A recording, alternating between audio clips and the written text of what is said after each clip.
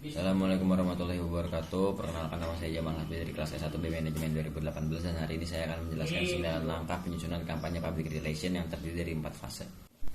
Fase pertama ada formative research yang terdiri dari 3 step, dan step pertamanya adalah analyzing the situation.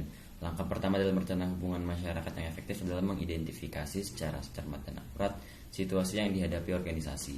Dua perencana mungkin akan melihat secara berbeda tentang situasi yang sama, ada yang melihat sebagai yang positif dan yang negatif.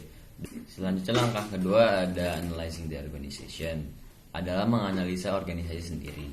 Dasar dari komunikasi yang efektif adalah kesadaran diri.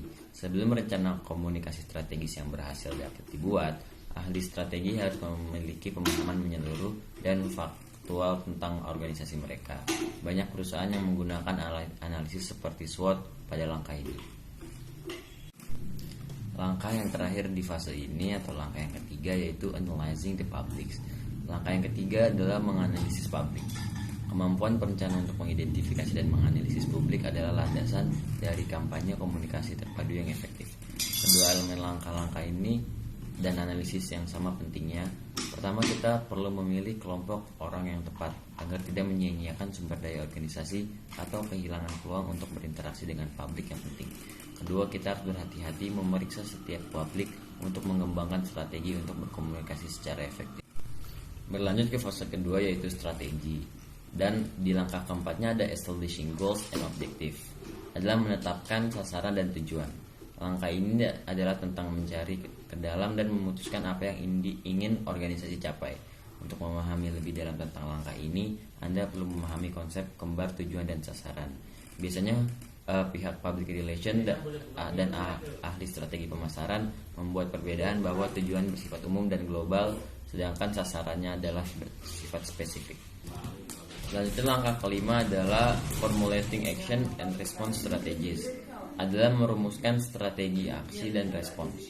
Hubungan masyarakat yang efektif dan komunikasi pemasaran yang melibatkan perbuatan serta kata-kata, idealnya tindakan dan adalah menggunakan tindakan dan pesan. Bekerja berdampingan, saling melengkapi saat organisasi berinteraksi dengan publiknya. Selanjutnya langkah keenam ada developing the message strategy, adalah mengembangkan strategi pesan. Setelah mengidentifikasi publik dan menetapkan tujuan untuk apa yang ingin Anda capai, menggerakkan cara organisasi bersiap bertindak untuk mencapai tujuan tersebut. Sekarang saatnya untuk fokus pada cara terbaik untuk berkomunikasi, karena komunikasi strategis memerlukan interaksi yang direncanakan dengan hati-hati antara organisasi dan publiknya. Masuk ke fase ketiga yaitu taktik, dan langkah ketujuhnya ada selecting communication tactic, adalah memilih taktik komunikasi. Berbagai taktik komunikasi sangat luas dan terus berkembang karena kemajuan teknologi. Langkah 7 menjelaskan berbagai taktik. Taktik ini harus dipertimbangkan dan mempertimbangkan tujuan dan sasaran, dievaluasi dalam hubungan satu sama lain, disesuaikan dengan selera organisasi dan masyarakat, dan dipilih dengan memerhatikan keterbatasan waktu dan anggaran. Langkah yang ke-8 ada implementing the strategic plan, adalah mengimplementasikan secara strategis. Nah, pada langkah ini semua strategi yang telah ditentukan akan dilaksanakan.